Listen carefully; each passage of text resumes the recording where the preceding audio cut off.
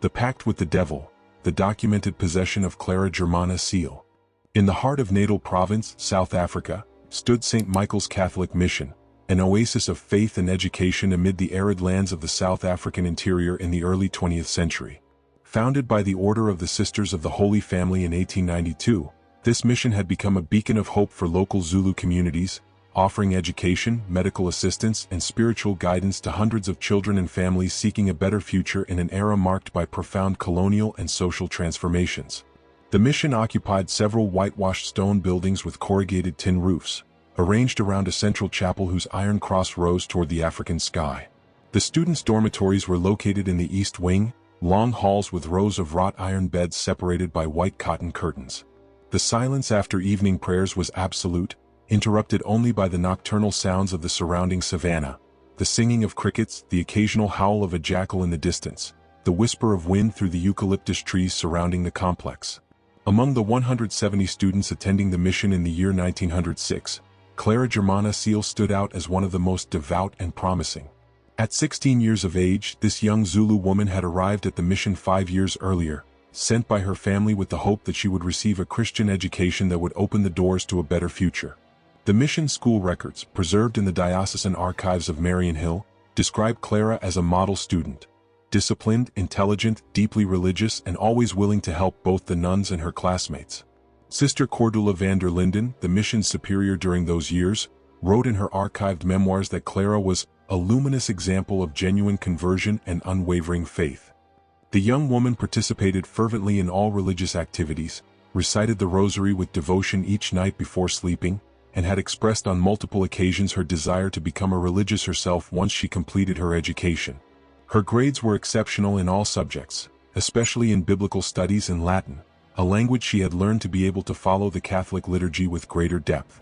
However, on the afternoon of August 8, 1906, something changed in an inexplicable and terrible way. According to the archived testimony of Sister Amelia Koch, who supervised the dormitories that afternoon, Clara returned from her work in the mission's garden with a strange expression on her face. She seemed as if she carried an invisible weight on her shoulders, wrote the religious woman in her official report. Her eyes, normally full of life and joy, were dull, almost glassy. When I asked if she felt well, she didn't respond immediately. After several seconds that seemed eternal, she simply nodded her head and went to her bed without saying a word. That night, during Vesper prayers in the chapel, several sisters and students noticed Clara's unusual behavior. While all the other young women sang the hymns with their clear and pure voices, Clara remained silent, her gaze fixed on the crucifix at the altar. Sister Gertrudis Muller, in charge of the choir, documented in the mission's daily register that Clara Germana seemed to be struggling against something invisible. Her lips moved as if she wanted to join the singing, but she emitted no sound. Her hands, normally joined in prayer position, trembled visibly on her lap. After prayers, when all the students retired to the dormitories to prepare for nighttime rest, Clara stayed behind in the chapel. Sister Cordula, concerned about her best student's atypical behavior, returned to look for her and found her kneeling before the altar, sobbing silently. When the superior approached and placed a consoling hand on the young woman's shoulder, Clara looked up and pronounced words that would be recorded in the diocese's official archives and that would mark the beginning of one of the most documented cases of demonic possession in modern history. "Sister," whispered Clara with a trembling voice, "I have done something terrible. I have made a pact with the devil." The words fell like stones in the sacred silence of the chapel. Sister Cordula, initially thinking it was some religious scruple common in devout young women or perhaps an exaggerated confession of some minor sin, tried to calm Clara. However, the intensity in the young woman's eyes and the desperate sincerity in her voice made the religious woman understand that something much more serious was occurring. "Tell me everything, my daughter," responded the superior with a calm but serious voice. "Whatever it is, God is merciful and can forgive any sin if there is true repentance." Clara then revealed, between tears and trembling, that 3 days earlier, during a moment of spiritual weakness whose exact nature was never completely documented in public records, she had invoked Satan and had made an explicit pact with him. The specific details of this supposed pact were not recorded in official documents for reasons of pastoral discretion, but what remained absolutely clear in all archived testimonies was that Clara firmly believed she had established a real link with demonic forces, and that this act had been voluntary and conscious on her part. Sister Cordula, deeply disturbed but maintaining pastoral composure, immediately took Clara to her private office and urgently summoned Father William O'Sullivan, the mission's Irish chaplain. The priest, a 42-year-old man with 20 years of missionary experience in Africa, arrived quickly and heard Clara's complete confession. His official report, dated August 9, 1906 and preserved in the diocesan archives, records that the young woman appears genuinely repentant and terrified by what she has done. However, I fear that something beyond ordinary human understanding has been set in motion. Father O'Sullivan administered the sacrament of confession to Clara that same night and imparted absolution, trusting in divine mercy and the young woman's sincere repentance. After several hours of joint prayer and spiritual counsel, Clara was accompanied back to her dormitory, where she finally fell asleep exhausted by emotional anguish. What no one at St. Michael's Mission could imagine that night was that Clara's confession had not been the end of the crisis, but barely the beginning. In the early hours of the following morning, when the silence over the mission was deepest, the first truly inexplicable phenomena began to manifest, phenomena that would be meticulously documented by dozens of credible witnesses during the following months and that would defy all rational explanation. The documented horror was about to begin. To understand the magnitude of what was about to occur at St. Michael's Mission, it is fundamental to know who Clara Germana Cele really was before that fateful afternoon of August 8, 1906. Clara had been born in 1890 in a traditional Zulu kraal located approximately 40 kilometers northwest of the mission. Her birth name was Nomusa, which in Zulu language means kind or merciful, a prophetic name that reflected the sweet and helpful character that would characterize her throughout her childhood. The mission's baptismal records, dated October 1901, document that her family belonged to the Cele tribe, a respected Zulu clan in the region that had traditionally maintained good relations with Catholic missionaries. Clara's father, whose Christian name was Joseph Cele after his conversion, worked as an interpreter and guide for the British colonial administration. This employment provided him with stable income but also constantly exposed him to the tensions between traditional Zulu culture and the European colonial world that had dominated South Africa since the British victory in the Anglo-Zulu War of 1879. Clara's mother, baptized as Maria but known by her Zulu name Nandi, dedicated herself to domestic work and the care of the family's 6 children, of whom Clara was the 4th. According to interviews conducted by Father Michael Erasmus and documented in the diocesan archives, the Cele family had embraced Catholicism with genuine sincerity after years of contact with missionaries. However, as was common in that era of cultural transition, Christian beliefs coexisted in tension with ancient Zulu traditions that formed part of the community's social fabric. This cultural duality would be considered by some later researchers as a relevant factor in understanding the case, although the ecclesiastical authorities of the time focused their analysis exclusively on the Catholic theological framework of demonic possession. In 1901, when Clara was 11 years old, her parents made the important decision to send her to St. Michael's Mission as a boarder. The admission documents, signed by Sister Cordula van der Linden and preserved in the order's archives, explain that this decision responded to the parents' desire for their daughter to receive a complete education that included not only religious formation but also practical skills in reading, writing, arithmetic, sewing, and basic nursing. Education at the mission represented an exceptional opportunity for a young Zulu woman in that era, when educational options for African women were extremely limited. During the first 5 years at the mission, Clara adapted in an exemplary manner to community life and the Catholic boarding school's rigorous discipline. The archived quarterly evaluations show constant and notable academic progress. In the first trimester report of 1902, Sister Amelia Koch wrote, "Clara Germana demonstrates above-average intelligence and an exceptional learning capacity. Her English pronunciation has improved notably and she is beginning to read simple texts in Latin with basic comprehension." The daily routine at St. Michael's Mission followed a strict and predictable schedule that marked the rhythm of life for all boarders. The students rose at 5:30 in the morning to the sound of the convent bell. After washing with cold water in the communal basins, they attended morning mass at 6 in the chapel. Breakfast was served at 7. Corn porridge, bread and tea, a simple but nutritious diet that the mission provided at no cost to families. Academic classes occupied the mornings from 8 to 12. Clara excelled especially in religious studies, where she memorized complete biblical passages with astonishing ease, and in history, showing particular interest in the lives of saints and martyrs. Sister Gertrudis Muller, her main teacher during the years 1904 and 1905, documented in her records that Clara possesses a prodigious memory and an uncommon spiritual sensitivity for her age. When we read about the sufferings of Christian martyrs, her eyes fill with genuine tears of compassion and admiration. The afternoons were dedicated to manual and practical work. The students rotated among different activities: work in the mission's vegetable garden, care of chickens and goats, sewing and mending clothes, cleaning the facilities, and assistance in the basic infirmary that attended both the boarders and members of the local community. Clara showed particular skill in garden work, where according to the archived testimony of Sister Maria Teresa Wagner, she seemed to have a special connection with the earth and plants. Under her care, plants grew more robust and healthy. Dinner was served at 6 in the evening, followed by an hour of personal study or supervised recreation. At 8 the evening rosary began in the chapel, a moment that Clara considered the most important of her day according to letters she regularly wrote to her parents and that have been preserved in family archives. At 9 at night, all lights were turned off and absolute silence was imposed in the dormitories until the following morning. Sundays followed a different schedule, with solemn mass at 9 in the morning, free time in the afternoon for family visits when possible, and vespers at 6. Clara received visits from her parents approximately once a month, encounters that according to the mission's gatehouse records typically lasted 2 to 3 hours and always took place in the visiting garden under the discreet but constant supervision of one of the sisters. In letters to her family, Clara repeatedly expressed her happiness at the mission and her gratitude for the opportunity to receive education. A letter dated March 1905, written in basic but correct English, said, "Dear Father and Mother, I am very happy here. The sisters are very good to me. I learn many new things every day. I pray for you and for my brothers every night. I want to be like the sisters when I am older, to help other girls as they help me." Clara's spiritual life was notably intense even by the standards of a Catholic boarding school of the era. In addition to participating in all obligatory religious activities, she had requested and received permission to confess weekly instead of monthly as was the general norm.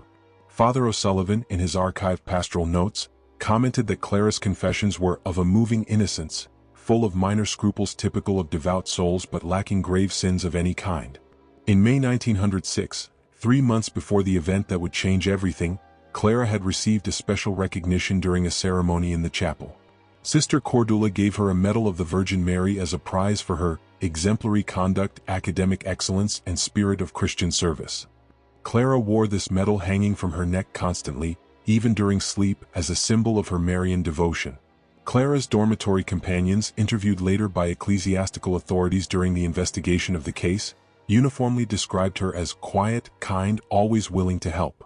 Namsa Dlamini, who occupied the bed next to Clara's, declared in her archived testimony, "Clara was my best friend. I never saw her angry or saying anything bad about anyone. At night, when we were all in bed, she prayed in a low voice until falling asleep. Sometimes I would wake up in the middle of the night and see her kneeling beside her bed, praying." It was precisely this impeccable reputation, this image of spiritual and moral perfection, that made what was about to happen absolutely incomprehensible and shocking. There was not in the mission's records a single disciplinary incident associated with Clara Germana Cele in 5 years of boarding school.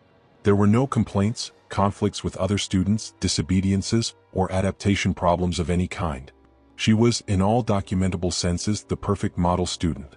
That is why, when Clara confessed to having made a pact with the devil that night of August 8th, the news fell like lightning from a clear sky upon the entire mission community. Sister Cordula wrote in her personal diary, later donated to the diocesan archives, "It is as if they had told me that the sun had stopped rising or that water had begun to flow upward. Clara Germana was the last thing I would have imagined susceptible to diabolic temptations. If she can fall, then none of us is safe." But what no one knew yet was that Clara's confession was not a product of imagination, exaggerated religious scruples, or some type of psychological crisis explainable in ordinary terms. In the following hours and days, absolutely extraordinary and terrifying phenomena would begin to manifest, phenomena that would be witnessed and documented by dozens of credible witnesses, including religious women, priests, doctors, and civil authorities. The contrast between the Clara who had been and what she was about to become would be so extreme, so impossible to reconcile with any natural explanation, that even the most hardened skeptics would be forced to recognize that something truly inexplicable was occurring at St. Michael's Mission. The night of August 8, 1906 marked the end of the normal life that Clara Germana Cele had known. From that moment, her existence would become a battlefield between forces that defied all rational understanding, a documented horror that would resonate through ecclesiastical archives for more than a century. The early morning of August 9, 1906 began in an apparently normal manner at St. Michael's Mission. The convent bell rang as always at 5:30 in the morning, awakening the 170 students for another day of disciplined routine. However, what no one at the mission knew yet was that this normality was about to break irreversibly. Sister Amelia Koch, in charge of supervising the awakening of the boarders in the East Dormitory where Clara slept, was the first to notice that something was terribly wrong. According to her official archive testimony dated August 10, 1906, when she approached Clara's bed to wake her, she found the young woman completely awake, sitting in an upright position with her back against the stone wall, staring fixedly ahead with wide-open but completely expressionless eyes. "Good morning, Clara," said the sister in a friendly tone. "It's time to get up for morning mass." Clara did not respond. Her eyes remained fixed on an invisible point before her, without blinking. Sister Amelia, initially thinking that the young woman simply had not heard her, repeated the greeting while gently placing a hand on Clara's shoulder. It was at that moment when the first truly inexplicable and terrifying phenomenon occurred. Clara slowly turned her head toward the religious woman and opened her mouth to speak. But the voice that came from her throat was not her own. It was a deep, grave, completely masculine voice with a mocking tone that froze Sister Amelia's blood. In the archive testimony the religious woman describes, it was not Clara's voice. It was impossible for that voice to come from a 16-year-old girl. It was the voice of an adult man, perhaps several men speaking in unison, with an accent I could not identify but that sounded ancient and foreign. The words pronounced by Clara in that impossible voice were recorded textually in multiple archive testimonies. "Why do you bother this one who now belongs to us? Go away, stupid nun, before we claim you too." Sister Amelia instinctively stepped back, genuinely frightened. Several students who occupied nearby beds and who had witnessed the scene began to scream. Chaos seized the dormitory in a matter of seconds.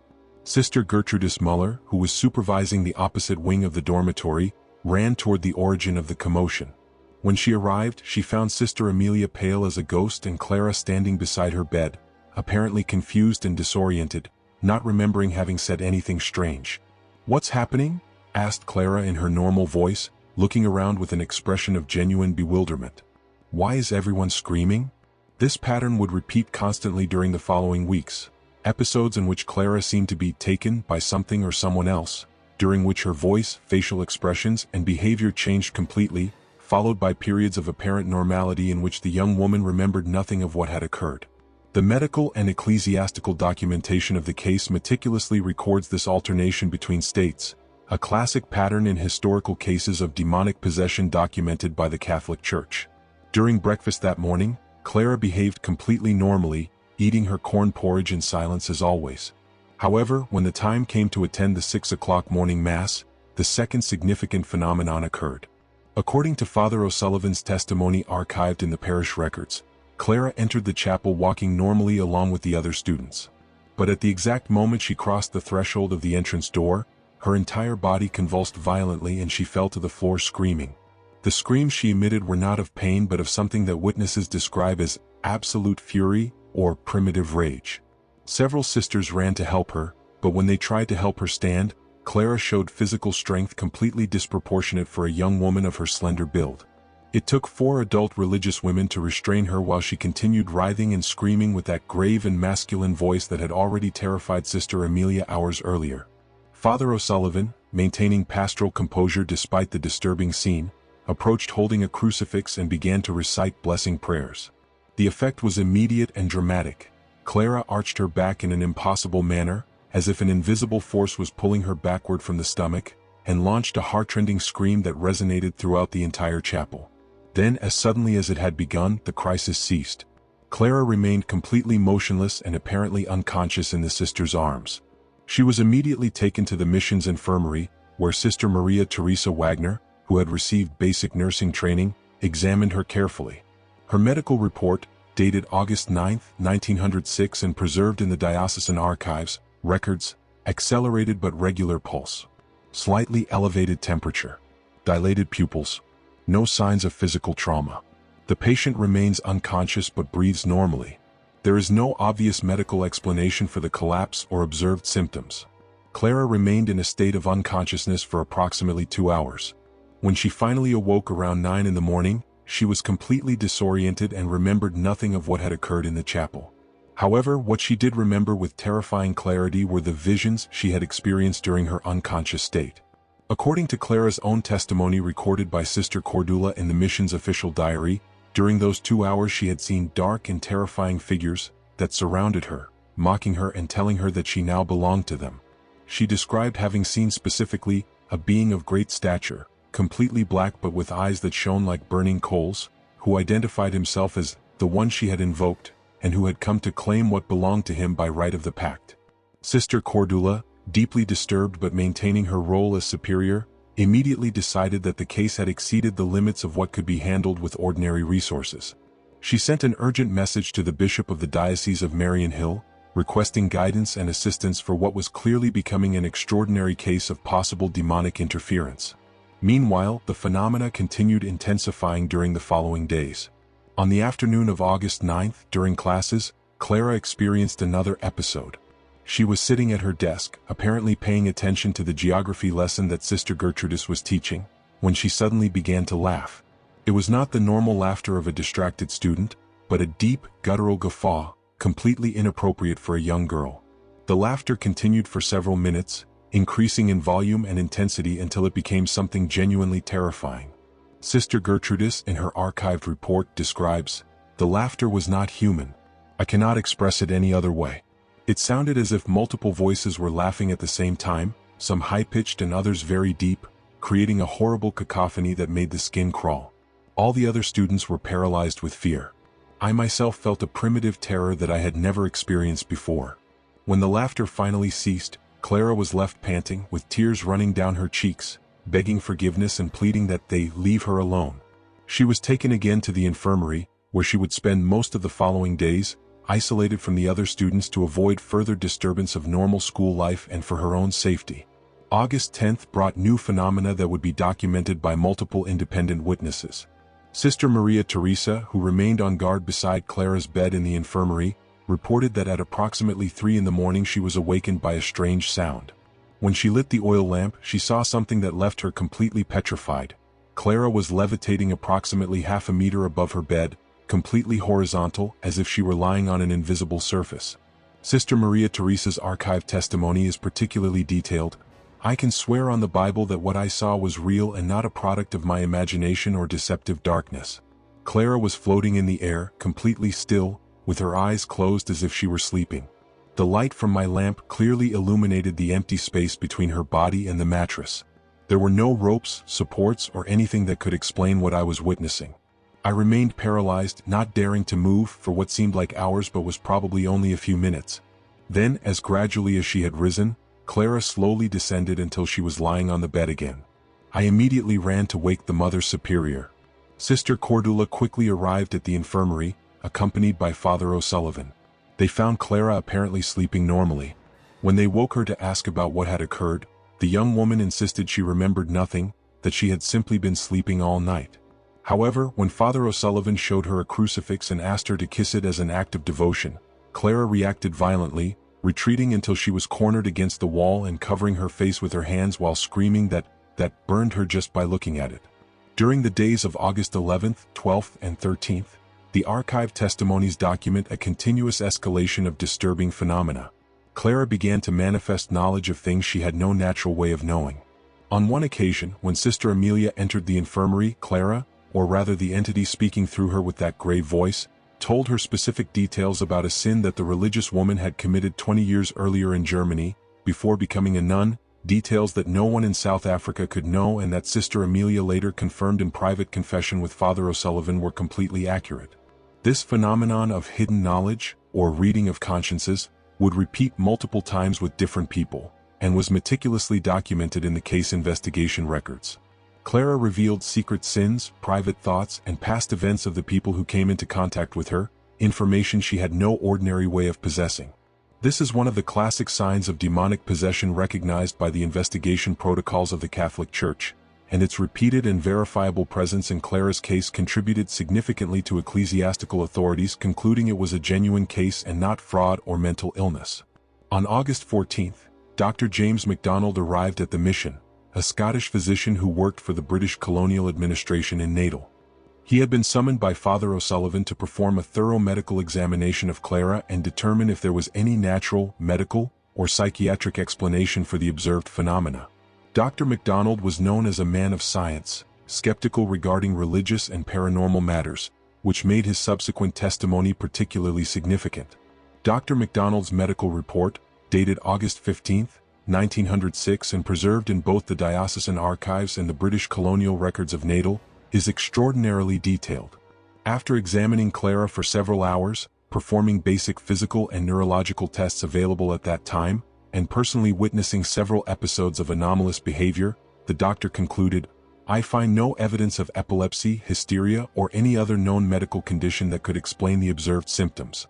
The patient shows alternations between states of complete lucidity and episodes of behavior that defy conventional medical explanation. The physical strength demonstrated during episodes is incompatible with her physical constitution. The deep masculine voice she emits during certain episodes cannot be normally produced by adolescent female vocal anatomy. While I resist attributing supernatural causes to phenomena I do not understand, I must admit that this case exceeds the limits of my medical knowledge." This conclusion from a secular medical professional, skeptical and trained in modern science, provided crucial validation to the religious women's observations and significantly strengthened the case documentation. It was not simply credulous religious women seeing what they expected to see, but an observable phenomenon that even a rationalist man of science admitted he could not explain. August 15th, the Feast of the Assumption of Mary, brought one of the most disturbing episodes up to that point. During the solemn Mass celebrated in the chapel, to which Clara was brought with the hope that the special grace of that Marian feast day might help her, the young woman experienced what testimonies describe as a violent demonic attack, in the presence of the entire mission community. At the exact moment of the elevation of the consecrated host, Clara began to scream with multiple simultaneous voices, some in languages that no one in the chapel could identify. She writhed with such violence that the four sisters restraining her could barely contain her. Her eyes, according to multiple archived witnesses, turned completely white, showing only the white part without visible iris or pupil. She spat in the direction of the altar, and according to Father O'Sullivan's testimony, the spittle traveled an impossible distance of more than 10 meters, defying normal physical laws, and struck the tabernacle directly. This incident was so disturbing for the entire community that Sister Cordula made the decision to completely isolate Clara in a separate room of the infirmary, where only Father O'Sullivan herself and Sister Maria Teresa would have access. An urgent message was also sent to Bishop Thomas Sprider of Marion Hill, informing him that the situation had escalated beyond any precedent in the mission's history and formally requesting the intervention of a trained exorcist. Clara's parents were informed of the situation on August 16 and traveled immediately to the mission. The encounter between Clara and her parents, witnessed and documented by Sister Cordula, was heartbreaking. When Joseph and Maria Cele entered the room where their daughter was isolated, Clara recognized them and cried, begging them to forgive her and to take her home. However, when her father tried to embrace her, Clara suddenly rejected him violently, screaming in that grave voice that these are no longer her parents, and that the blood they gave her means nothing before the pact made. Clara's parents were devastated and completely convinced that something supernatural and malignant had taken control of their daughter. In his archived testimony, Joseph Cele declared, "That is not my daughter. The eyes are those of my Nomusa, but what looks through them is something else, something dark and full of hatred. My daughter was light and goodness. This that I see is pure darkness." By August 17th, barely 9 days after Clara's initial confession, St. Michael's Mission had become the scene of a documented horror that defied all rational explanation. The observed phenomena included impossible voice changes, knowledge of hidden information, superhuman physical strength, levitation witnessed by multiple witnesses, violent reactions to religious objects, and manifestations of multiple personalities or entities speaking through Clara in different languages. The mission community lived in a state of constant terror. Many students had nighttime nightmares. Several religious women admitted later in their archived testimonies that they had considered abandoning the mission, terrified by what they were witnessing. Only the unwavering faith of Sister Cordula and Father O'Sullivan kept the community united, and the worst was still to come. The first phenomena, as terrifying as they were, would prove to be barely the beginning of a demonic manifestation that would intensify to levels that would test the faith and sanity of everyone involved. August 18, 1906 marked a turning point in the case of Clara Germana Cele when Bishop Thomas Spreiter of Marion Hill personally arrived at St. Michael's Mission to evaluate the situation.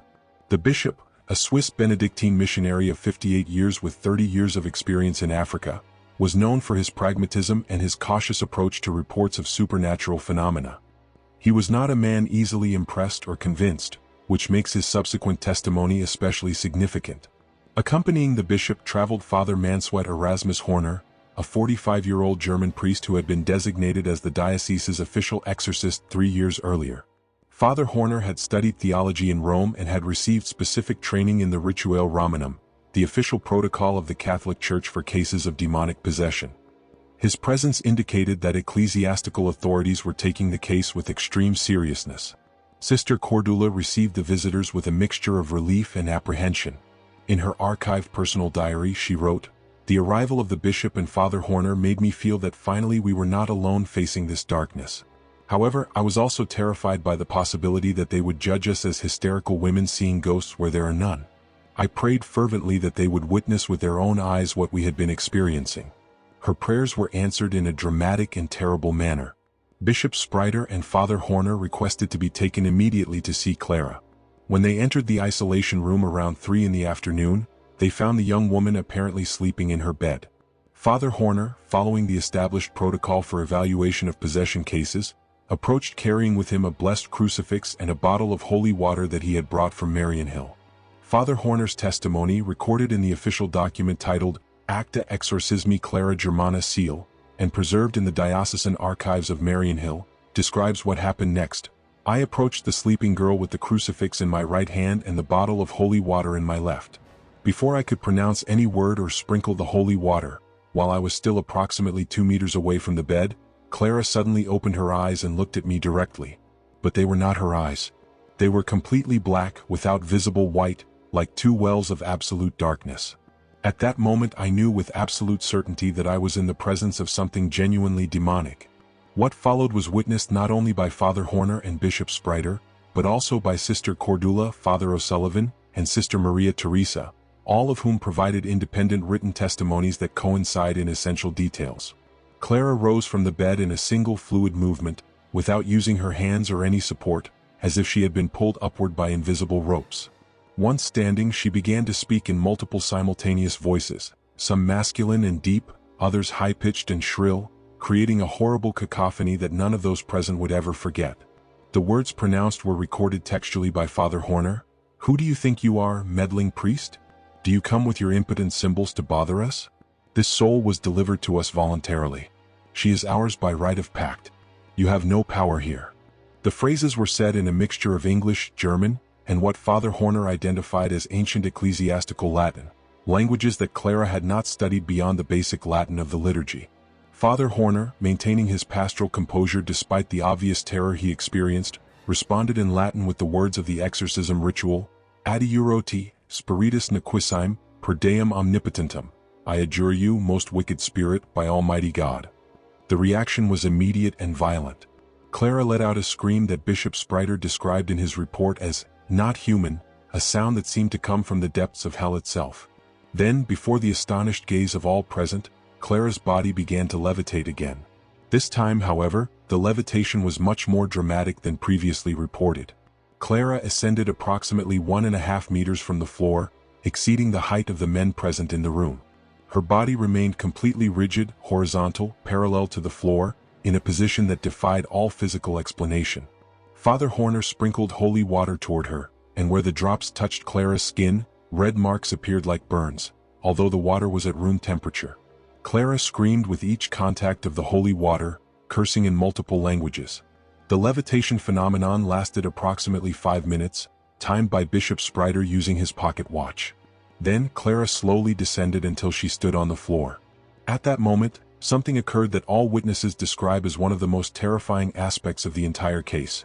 Clara began to speak with what Father Hörner identified as demonic knowledge, revealing intimate and secret details of the lives of the people present. She addressed Bishop Spreiter in perfect German, a language Clara did not speak, and reminded him of a specific sin he had committed during his youth in Switzerland 40 years earlier, details that no living person in South Africa could know. The bishop visibly paled and later confirmed in private confession with Father Hörner that the information was completely accurate.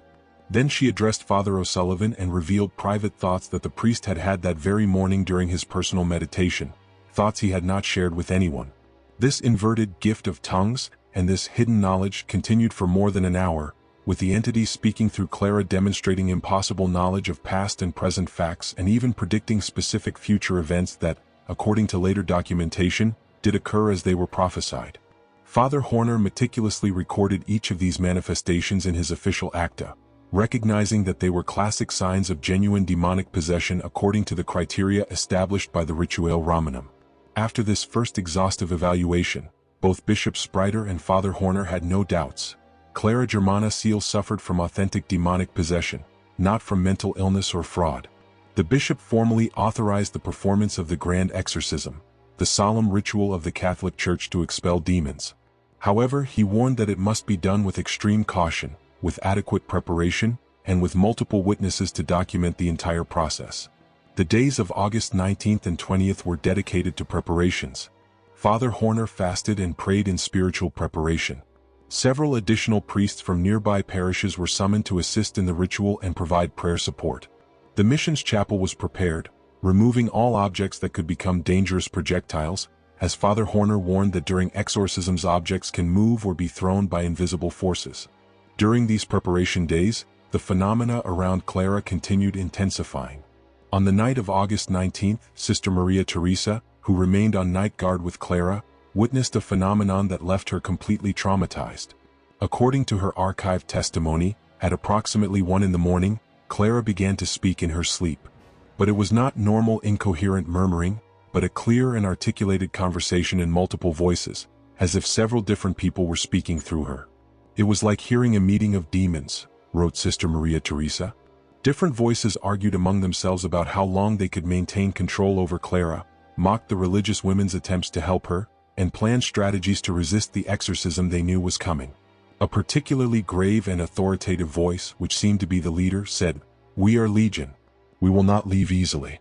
This one was delivered to us voluntarily and we will not renounce our prize without battle." The sister recorded that there were at least 5 distinct and different voices participating in this demonic conversation, all emanating simultaneously from Clara's throat. When the religious woman tried to wake Clara to interrupt this terrifying dialogue, the young woman opened her eyes but they were completely white, showing only the sclera without iris or pupil. Then, without her mouth moving, a voice resonated throughout the room saying, "You cannot wake her, foolish nun. She is not here now. Only we are." Terrified, Sister Maria Teresa ran to find Father Hörner, who was sleeping in the mission's guest rooms. The priest arrived quickly with his purple stole, the crucifix, and the holy oils. When he entered the room, Clara was sitting on the bed with her eyes still completely white, laughing with multiple simultaneous voices. Father Hörner immediately began to recite preliminary exorcism prayers, and the reaction was dramatic. Clara began to convulse violently, white foam came from her mouth, and her body contorted into positions that the priest described as anatomically impossible. On August 20th, the day before the scheduled formal exorcism, 2 additional witnesses of considerable importance arrived at the mission: Commander Andrew Wilson, a British police officer responsible for the Natal District, and Reverend Edward Thornton, a Methodist Protestant minister from the nearby city of Pietermaritzburg. Both had been invited by Bishop Spreiter specifically because they were external to the Catholic Church and could provide independent and potentially more objective testimonies of the events. Commander Wilson, in particular, was known as a skeptic regarding religious and supernatural matters. In his official report archived in the British colonial records, he admitted having accepted the invitation primarily to debunk what I assumed would be a farce based on Catholic superstition and the credulity of hysterical women. However, what he witnessed completely changed his perspective. When Wilson and Thornton were brought before Clara, the young woman was apparently calm, sitting in a chair with her hands softly tied with cotton bandages, not as punishment but to prevent her from hurting herself during violent episodes. Commander Wilson approached with a professional and somewhat condescending attitude, introducing himself in English. "Miss Cele, I am Commander Wilson of the Colonial Police. I have come to verify reports about your condition." The reaction was instantaneous. Clara raised her head, looked at him directly with eyes that the commander described as blacker than the African night, and spoke with a deep masculine voice in English with an aristocratic British accent. Ah, the brave Commander Wilson, the skeptic who comes to mock. Tell me, Commander, do you still dream of the girl you accidentally killed in Mafeking during the siege? Do you still see her face every night when you close your eyes? Commander Wilson stepped back as if he had been physically struck. His face lost all color. What Clara had just revealed was a secret that Wilson had kept for 7 years, since the Second Boer War, a traumatic incident in which he had accidentally fired and killed an African girl during a firefight in the siege of Mafeking in 1899. He had never officially reported the incident, tormented by guilt, and certainly no person in Natal, especially a 16-year-old student at a Catholic mission, could have knowledge of it. In his official report, Wilson wrote, "What I witnessed defies all rational explanation. I have no explanation for how this girl could know details of an event that occurred when she was 9 years old, hundreds of kilometers away, and that I have never revealed to anyone. Nor can I explain the adult masculine voice she emitted, a voice that my years of experience and interrogations allow me to affirm with certainty cannot be produced by the vocal apparatus of a female adolescent. I must conclude, with considerable personal discomfort, that I am witnessing something that exceeds the limits of my understanding of the natural world." Reverend Thornton, although Protestant and therefore skeptical regarding Catholic doctrine of exorcism, was equally impressed. In his archived letter to the Methodist Bishop of South Africa, he wrote, "While I cannot endorse the ritual practices of our Catholic brethren, I must admit that there is something genuinely malignant present in this situation. The young Clara is not acting, nor does she suffer from simple hysteria. There is a dark and real presence that can be felt in her proximity, a tangible evil that makes every spiritual instinct in my body scream in alarm." That night of August 20th, the eve of the scheduled exorcism, the most violent and terrifying episode up to that point occurred. At approximately 11 at night, Clara began to scream with such intensity that she was heard throughout the entire mission complex and beyond. Witnesses from the neighboring Zulu community, interviewed later, reported having heard screams that did not sound human coming from the mission. When Father Hörner and several other priests ran to Clara's room, they found a scene of absolute horror. Clara was levitating again, but this time her body was slowly rotating in the air while she screamed in multiple voices. The room's windows were opening and closing violently despite being closed with latches. Small objects, a Bible, a rosary, an oil lamp, flew around the room as if thrown by invisible hands. The temperature of the room, according to multiple witnesses, had dropped dramatically to the point where people's breath could be seen, something extraordinary given Natal's warm climate in August. Father Hörner tried to approach Clara with the crucifix, but an invisible force seemed to physically repel him. He described the sensation as trying to walk against a gale, though there was no visible wind. Other priests who tried to help experienced the same thing. Finally, after half an hour of intense prayer, particularly invoking Mary's name, the activity suddenly ceased. Clara fell from approximately 2 meters in height directly onto the bed, which miraculously cushioned her fall without causing apparent harm. The young woman remained unconscious for several hours. When she finally woke shortly before dawn, she was completely exhausted and confused, without any memory of what had occurred. Her body showed new marks, long scratches on arms and legs that appeared to be made by claws, although no one had touched her and there was nothing in the room that could cause such wounds. These marks were photographed by Commander Wilson as forensic evidence, and the photographs were included in the case's official file. August 21, 1906 dawned with cloudy sky and heavy atmosphere. It was the day scheduled for Clara Germana Cele's first formal grand exorcism. Father Hörner had decided to perform the ritual in the mission's chapel, on consecrated ground, with the hope that the holiness of the place would provide additional protection and spiritual strength for the confrontation that was coming. At 9 in the morning, Clara was brought to the chapel. She was accompanied by 6 people who firmly restrained her, 4 religious sisters and 2 young priests. Even with 6 adults containing her, Clara demonstrated superhuman strength, writhing and resisting with vigor impossible for her slender build. When she crossed the chapel's threshold, she let out a heart-rending scream and her entire body arched backward in an impossible manner, bending almost in half from the waist. The chapel had filled with approximately 50 witnesses. Mission religious women, priests from neighboring parishes, Bishop Spreiter, Commander Wilson, Reverend Thornton, and some respectable members of the local community who had been authorized to witness the historic event. All archived testimonies coincide that the atmosphere was one of extreme tension mixed with palpable fear. Clara was seated in a solid wooden chair in the center of the presbytery, facing the altar. Father Hörner, dressed in white surplice and purple stole, the liturgical colors of exorcism, positioned himself before her holding the Rituale Romanum, the official book containing the exorcism prayers. 2 assistant priests flanked Clara, ready to restrain her if she tried to move violently. The exorcism began at 9:30 in the morning. Father Hörner initiated with the preliminary prayers in Latin, Exorcisot, immundicime spiritus, omnis incursio adversarii, omni phantasma, omnis legio, in nomine Domini Nostri Jesu Christi. I exorcise you, most unclean spirit, every incursion of the adversary, every phantom, every legion, in the name of our Lord Jesus Christ. The reaction was immediate and terrifying. Clara's multiple voices began to scream simultaneously, some in recognizable languages and others in tongues that no one could identify. Bishop Spreiter, who knew 7 languages, recognized fragments of German, English, Zulu, Latin, and what he believed was ancient Hebrew.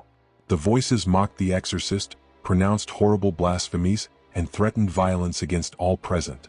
What followed were 2 hours of spiritual battle that all witnesses describe as the most terrifying experience of their lives. Clara repeatedly manifested superhuman strength, requiring at certain moments up to 8 adult men to contain her. Her face contorted into expressions that Commander Wilson described as more proper to a wild beast than a human being. She constantly spat in the direction of the altar and the priest, and the spittle, according to multiple testimonies, traveled impossible distances and was dark in color and repugnant in smell, like sulfur and rotting flesh. During the exorcism, multiple paranormal phenomena documented by the 50 witnesses present occurred. At one point, all the chapel's candles extinguished simultaneously despite there being no draft. When they were relit, they extinguished again instantly. This pattern repeated several times until Father Hörner sprinkled holy water on the candelabras, after which the candles remained lit. The large crucifix hanging over the altar began to swing violently, as if shaken by an earthquake, though nothing else in the chapel was moving. At the culminating moment of the ritual, when Father Hörner pronounced with authoritative voice, Principio tibi quicumque, spiritus immund exhiab hac famula Dei, I command you, whoever you are, unclean spirit, leave this servant of God, Clara levitated again, ascending approximately 1 meter above the chair while screaming with multiple voices. Commander Wilson's testimony about this moment is particularly significant as coming from an external and skeptical observer. I saw with my own eyes the girl rise into the air without any visible support. There were no ropes, no illusionist tricks. 50 people witnessed it simultaneously from multiple angles. She remained suspended for what my watch recorded as exactly 43 seconds. Then she slowly descended until returning to the chair. I will spend the rest of my life trying to find a rational explanation for what I saw, but until now I have not been able to. However, despite the 2 intense hours of exorcist ritual, the demonic entities were not completely expelled. Father Hörner finally had to suspend the ritual due to extreme physical and spiritual exhaustion of both Clara and the exorcists. The priest determined that they would need multiple sessions to complete the liberation, given the intensity and number of entities that seemed to be possessing the young woman. Clara was taken back to her isolation room, completely exhausted and bleeding from her nose and ears, a phenomenon that Dr. MacDonald examined and documented but could not medically explain. The young woman would spend the following days in a semi-conscious state, alternating between periods of apparent normality and episodes of demonic manifestation. The first exorcism attempt had not achieved complete liberation of Clara, but it had demonstrated beyond all reasonable doubt for the 50 witnesses present that the young woman suffered from genuine demonic possession. What lay ahead was a prolonged spiritual battle that would test the faith, courage, and determination of all involved. The days following the first exorcism were of intense spiritual preparation and ecclesiastical strategy. Father Hörner, after consulting with Bishop Spreiter and exhaustively reviewing historical texts on similar cases of multiple possession, determined that they would need a more prolonged and systematic approach. The diocesan archives preserve his detailed plan dated August 22, 1906, in which he proposes a series of no fewer than 3 complete solemn exorcisms, spaced by periods of intensive community prayer and spiritual strengthening of the possessed through the frequent administration of sacraments when her state permits. During the days of August 22nd, 23rd, and 24th, the entire community of St. Michael's Mission dedicated itself to continuous prayer. Shifts of perpetual adoration were organized in the chapel, with religious women and priests alternating so that there was never a moment when someone was not praying for Clara. Father O'Sullivan organized a special novena to St. Michael the Archangel, patron of the mission and heavenly warrior against demonic forces. Clara's parents remained at the mission during this period, alternating between desperate prayer in the chapel and painful visits to their daughter when her state permitted. Clara herself experienced during these days what Father Hörner termed in his notes as periods of lucidity interspersed with demonic manifestations. In her moments of clarity, the young woman was fully conscious of her situation and expressed genuine horror and remorse for the pact she had made. Sister Cordula recorded in her diary several heartbreaking conversations with Clara during these lucid moments. In one of these conversations, documented on August 23, Clara told the superior between sobs, "Mother, I feel like I am divided into pieces. When they take me, I can see everything but I cannot control anything. It is like being trapped inside my own body while other things use it as a puppet. I see the horrible things they make me say and do and I want to scream and stop it but I cannot. It is an agony worse than any physical torture I can imagine." This description coincides with historical accounts of other documented cases of possession, where the victim maintains certain awareness of what is occurring but completely lacks control over their own actions. Clara's psychological and spiritual suffering was evident to all who interacted with her during her periods of lucidity, and this suffering became an additional powerful motivation for the community to persevere in liberation efforts despite exhaustion and fear. However, these moments of lucidity were brief and fragile. With alarming frequency, while Clara was speaking normally with her own voice, suddenly her expression would change, her eyes would turn black or white, and the demonic voices would return to mock her and her interlocutors. "Do you see how weak she is?" the voices said through Clara. "Do you see how she cries and begs? She is pathetic. And she is ours. We will never let her go." On August 25 the second grand exorcism was performed. This time, Father Hörner had prepared a more methodical and prolonged approach. The ritual began at 8 in the morning and would extend, with brief pauses, well into the night. Again, the chapel filled with witnesses, though the number was reduced to approximately 30 people. Only those with proven spiritual fortitude and legitimate need to witness the event. The second exorcism was, if possible, even more intense and dramatic than the first. Father Hörner had brought with him additional sacred relics from Marian Hill, a fragment of the true cross, Christ's cross, relics of various martyr saints, and holy water that had been specially consecrated by the bishop during a solemn mass. The presence of these sacred objects provoked immediate violent reactions in the entities possessing Clara. Father Hörner's testimony, recorded in the Acta Exorcismi, describes that when he showed the reliquary containing the fragment of the true cross, Clara screamed as if she were being burned alive, and red marks appeared on her wrists and ankles, in the places corresponding to the crucifixion wounds of our Lord, though no one had touched her.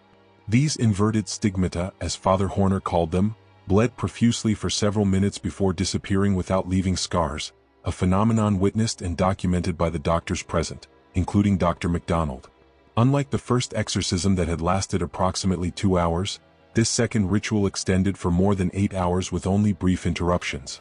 Father Hörner, assisted by 4 other priests who alternated to maintain continuous prayers, took Clara through the complete ritual of the Rituale Romanum, systematically invoking each name of God, each title of Christ, each intercession of Mary and the saints. During this prolonged ritual, the demonic entities were gradually forced to identify themselves. This is a crucial aspect of the Catholic exorcism ritual, forcing demons to reveal their names, since according to Catholic theology, knowing a demon's name provides power over it. Father Hörner recorded that throughout the hours, different voices speaking through Clara revealed multiple names, some recognizable from traditional demonology and others unknown.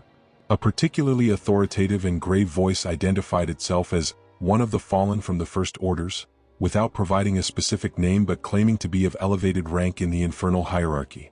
This entity, according to the exorcist's record, demonstrated superior intelligence, profound theological knowledge, and extraordinary resistance to exorcism prayers, requiring especially powerful invocations to oblige it even to respond to ritual questions.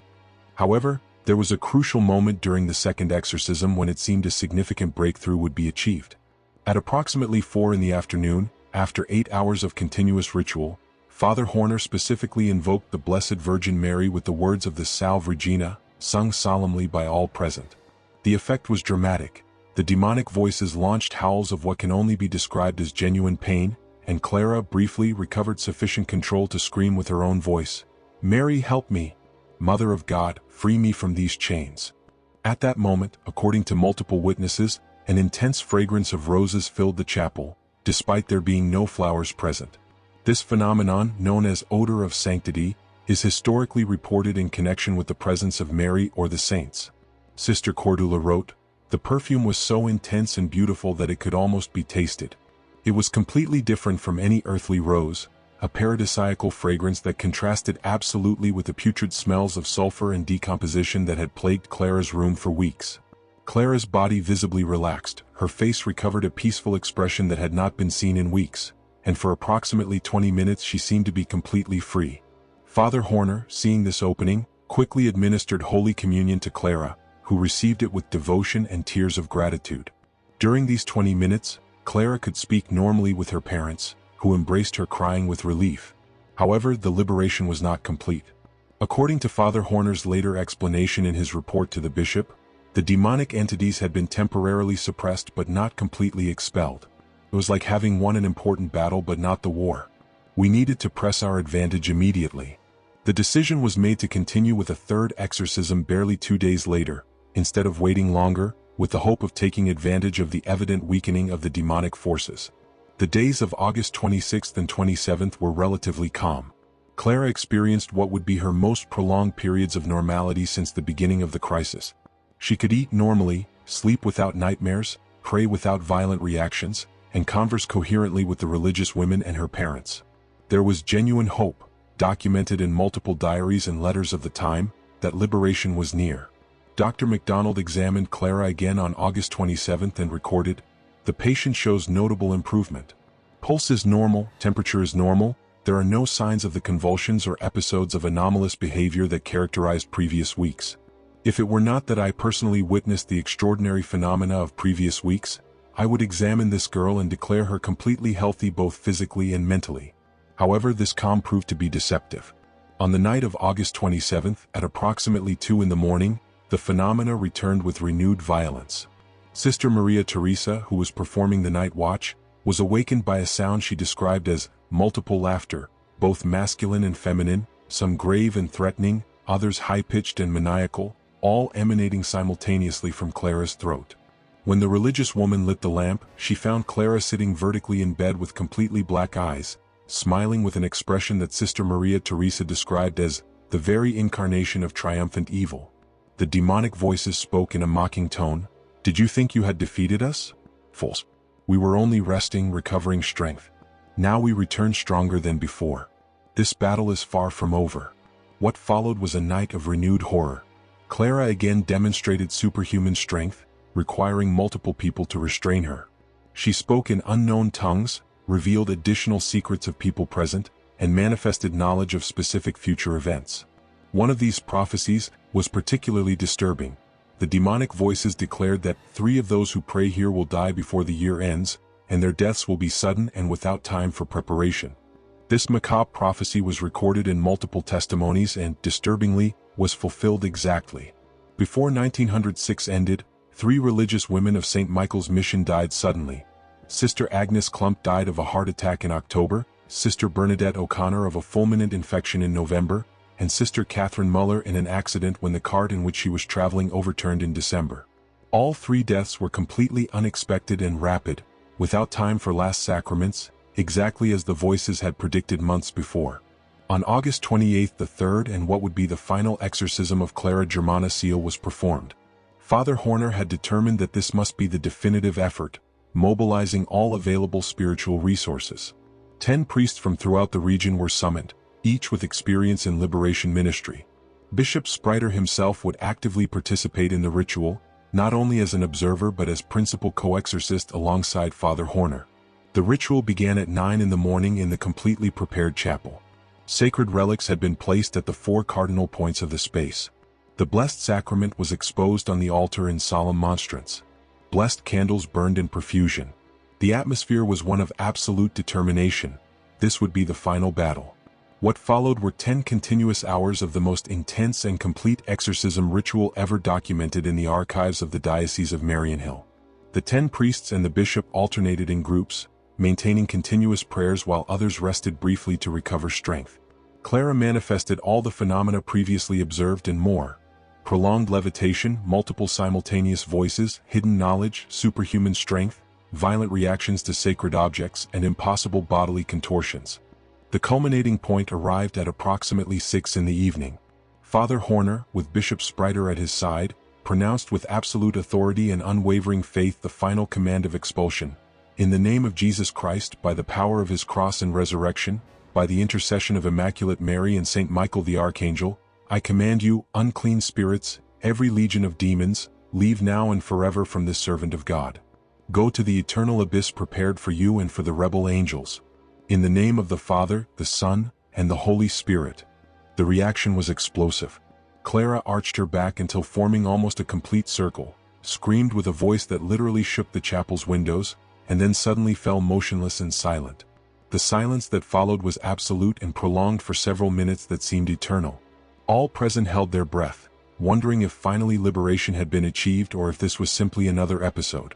Then, slowly and gently, Clara opened her eyes. But this time they were not the black or white eyes of possession. They were her own brown eyes, clear, focused, and full of genuine human recognition.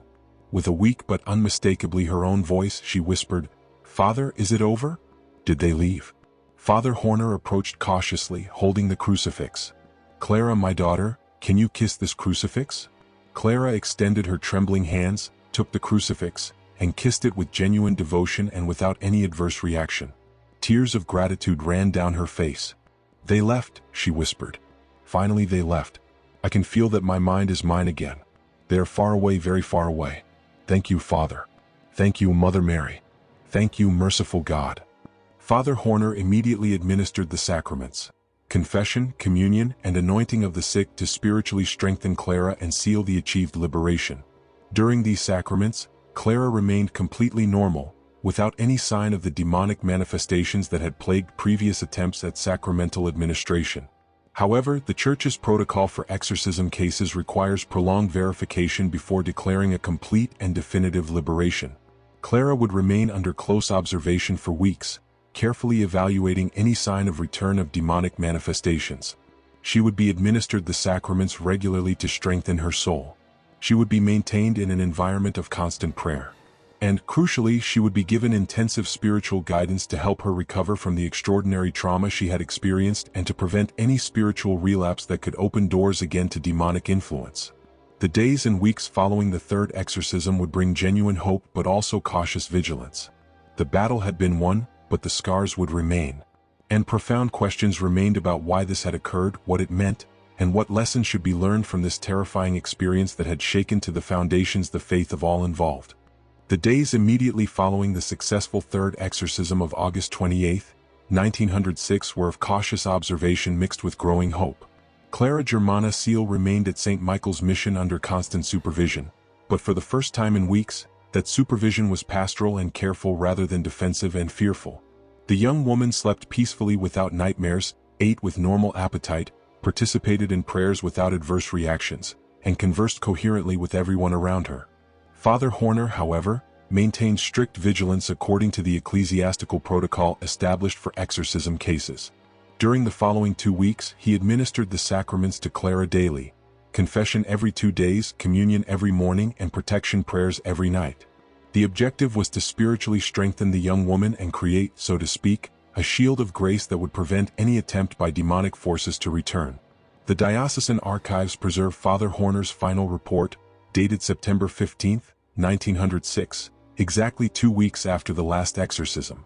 In this extensive and meticulously detailed document, the exorcist concludes, "After 14 days of continuous observation and careful evaluation, I declare with absolute moral conviction that Clara Germana Cele has been completely liberated from the demonic possession that afflicted her. She has not manifested any of the previously observed signs. There are no voice changes, no hidden knowledge, no adverse reactions to sacred objects, no levitation or inexplicable physical phenomena. The young woman has completely recovered her original personality, her devout faith, and her inner peace. I give thanks to Almighty God, to the Blessed Virgin Mary, and to Saint Michael the Archangel for this victory over the forces of darkness." Bishop Spreiter officially ratified this conclusion and authorized Clara to return with her family on September 20th. However, both the bishop and Father Hörner provided extensive instructions to both Clara and her parents about spiritual precautions that must be maintained for life.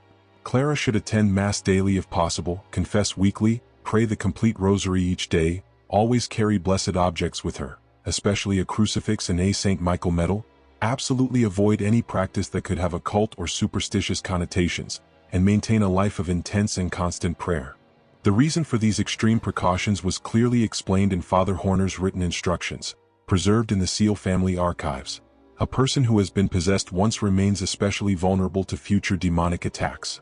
The doors that were opened through the initial pact, though they have been closed through exorcism and the sacraments, leave spiritual scars that can be exploited if constant vigilance is not maintained.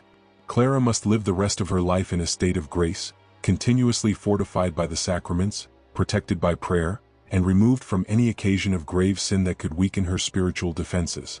Clara's return to her home on September 20th was an emotional event documented by multiple witnesses. The young woman was received by her extended family with tears of joy and relief. However, there was also certain inevitable tension. Clara had fundamentally changed. The experience of having been possessed, of having had her will completely suppressed by demonic forces, of having been a conscious but powerless witness to the atrocities her body was forced to perform, had left deep psychological scars that no religious ritual could completely erase. In later interviews conducted by Father O'Sullivan during the following months and archived in parish records, Clara described the persistent trauma. "I will never forget the voices. Even now, when everything is quiet, sometimes I can remember with terrifying clarity how they sounded, how it felt to have them inside me, speaking through my mouth, moving my body like a puppet. I have frequent nightmares where they return. I wake up screaming, fearing they have come back. My mother has to come and remind me that I am free, that Christ liberated me, that I am safe." Father O'Sullivan, recognizing that Clara suffered from what today we would call post-traumatic stress disorder, provided continuous pastoral counseling and recommended that Clara maintain regular contact with the mission community, where she could receive support from people who had been witnesses to her ordeal and her liberation. This community of witnesses and survivors provided a crucial support system for Clara's recovery. Despite the trauma, Clara demonstrated remarkable resilience. Parish records of the following years document that she faithfully fulfilled all recommended spiritual practices. She attended daily Mass at the chapel of a Catholic mission near her family home. She confessed weekly. She actively participated in prayer groups. And, significantly, she dedicated considerable time to charitable works, particularly helping the sick and needy of her community. In 1910, 4 years after the possession, Clara expressed the desire to return to St. Michael's mission not as a student but as a candidate for postulant, the first step toward becoming a religious woman of the Order of the Sisters of the Holy Family. Sister Cordula, who remained superior of the mission, welcomed this decision with joy mixed with prudent caution. In her correspondence with Bishop Spreiter archived in diocesan records, she wrote, "Clara has demonstrated for 4 years that her liberation was complete and that her religious vocation is genuine. However, given the extraordinary nature of her case, I request your guidance on whether it would be prudent to accept her into religious life." Bishop Spreiter responded with a letter dated March 1910, also preserved in the archives, in which he authorized Clara to be accepted as a postulant but with special conditions. She must maintain intensive spiritual direction with an experienced confessor. She must immediately report any sign, however minimal, of unusual spiritual disturbance, and her progress in religious life would be supervised more closely than usual. Clara returned to St. Michael's Mission in April 1910 and began her postulancy. The order's records document that she adapted well to community life, participated fervently in all spiritual activities, and showed particular aptitude for work in the mission's infirmary, where her natural compassion and her profound understanding of human suffering made her an exceptional caregiver of the sick. However, after 1 year as a postulant, Clara made a surprising decision that was documented in her personal letter to Sister Cordula of May 1911, preserved in the Superior's personal archives. Clara wrote, "Dear Mother, after much prayer and discernment, I have come to understand that God does not call me to religious life as a consecrated sister. My vocation is different. I believe that God saved me from the clutches of the demon not so that I would enclose myself in a convent, but so that I would live in the world as a witness to His power and mercy. I want to marry, form a family, and raise children in the Catholic faith. I want to be a living example that even those who have fallen into the darkest depths can be redeemed and live holy lives." Sister Cordula, though initially surprised, accepted this decision with maternal understanding. In her archived response, she wrote, "Dear daughter, if this is God's will for you, then you must follow it with all your heart. Holiness is not found only in cloisters but also in Christian families who faithfully live their faith in the midst of the world." Clara left the mission in June 1911 and returned again to her community. In 1913, at the age of 23, she married a Catholic Zulu man named Samuel Dubé, who knew her story completely and accepted her with admiration for her faith and strength. The local parish's marriage records document the wedding celebrated on July 12, 1913, with Father O'Sullivan officiating the ceremony. The diocesan archives contain occasional references to Clara during the following years. She had 5 children between 1914 and 1922, all baptized in the Catholic faith and raised with notable devotion according to testimonies of priests who visited the family. Clara became a respected figure in her local community, known not only for her extraordinary story but also for her life of charity, prayer, and authentic Christian witness. The last definitive reference to Clara Germana Cele in accessible public archives dates from 1934. Father Michael Erasmus, who had been one of the assistant priests during the exorcisms of 1906, visited Clara and her family on that date. In his archived report, he wrote, "I found Clara, now 44 years old, living in peace and remarkable holiness. She has never experienced any return of demonic manifestations. She lives in a state of grace, participates daily in Mass when possible, and has raised her 5 children to be devout Catholics. She is a living testimony to the liberating power of Christ and the efficacy of the exorcism ritual when correctly performed by the Church. Her story should give hope to all who struggle against demonic oppression. Liberation is possible, and a holy life can follow even after the deepest darkness." There are no definitive public records about the exact date of Clara's death. The region's parish archives suffered damage during the political disturbances of mid-20th century in South Africa, and many records from that period were lost or destroyed. What is known with certainty, based on oral testimonies of descendants of the Cele family interviewed by researchers in recent decades, is that Clara lived to an advanced age, died in peace surrounded by her family, and was buried with all Catholic rites in her local parish cemetery.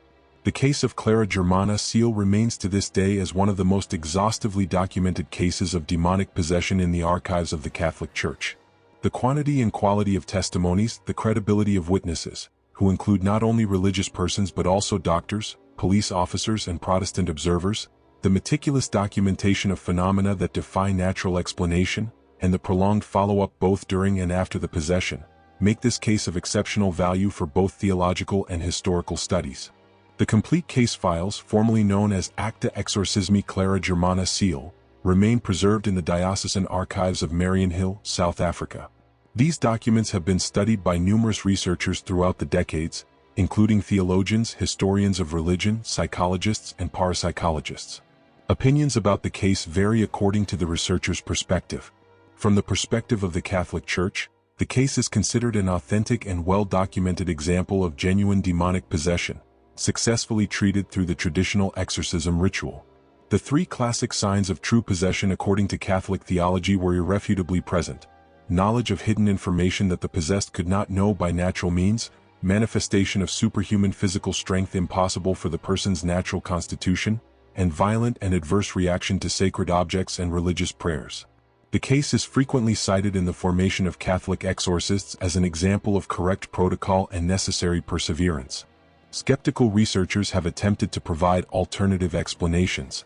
Some theories suggest that Clara could have suffered from multiple personality disorder, now known as dissociative identity disorder, combined with collective hysteria that led multiple witnesses to interpret natural phenomena supernaturally due to cultural and religious expectations.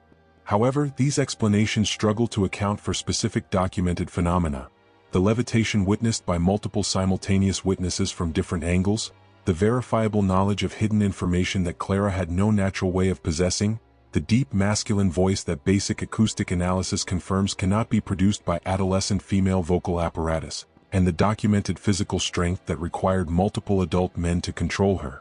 Other researchers have proposed explanations in the spectrum between natural and supernatural: parapsychological phenomena not yet fully understood by science, manifestations of latent psychic powers activated by extreme stress, or interference by entities not necessarily demonic in the theological sense but non-human and potentially malevolent. These theories attempt to take the documented evidence seriously while remaining agnostic regarding specifically religious interpretations. What remains undeniable, beyond particular interpretations, is that something extraordinary and genuinely disturbing occurred at St. Michael's Mission during August and September 1906. Too many credible witnesses, including people with no particular motivation to fabricate evidence of the supernatural, documented phenomena too specific and verifiable to be dismissed as simple fraud or hysteria. The case remains, more than a century later, as one of the most fascinating and disturbing mysteries at the intersection between religion, psychology, and the inexplicable. For Clara herself, the interpretation was clear and unwavering until the end of her life. She had been possessed by real demons as a consequence of her voluntary pact with Satan, and she had been liberated by the power of Jesus Christ exercised through the ministry of the Catholic Church. This experience defined the rest of her existence, not as a psychological prison but as liberating testimony to the redemptive power of God. In the last documented conversations with Clara in 1934, Father Erasmus asked her if, looking back after almost 30 years, she understood why God had permitted her to go through such a terrible ordeal. Clara's response, recorded in the priest's notes, provides an appropriate closure to this extraordinary story. Father, I have reflected on that question thousands of times over the years. I believe that God permitted me to fall so deeply into darkness so that I could be rescued so dramatically and thus become a living witness to His mercy and power. My story is not about my fall, it is about His rescue. It is not about how strong the demon is, it is about how infinitely stronger Christ is. I have lived my entire adult life trying to be worthy of that liberation, not by my own merits which I can never earn, but by pure gratitude toward the one who pulled me from the abyss. If my story helps even one person understand that no darkness is too deep for God to reach it, then every moment of that agony will have been worth it. The legacy of the case of Clara Germana Cele continues to resonate in the 21st century.